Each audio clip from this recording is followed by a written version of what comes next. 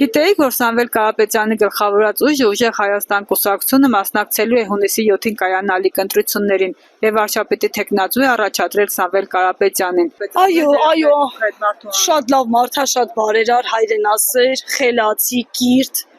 մարդկանց վրա չի գոռում, չի վախեցնում, շատ լավ մարդ է։ Ցանկացած մարդ կարելի է ընտրել, ոչ Նիկոլ։ Սամվել Կարապետյանը, եթե կարողացել է մի հատ պեջակով գնա Ռուսաստան, ունդեղ Ռուսաստանում դառնա միլիարդատեր,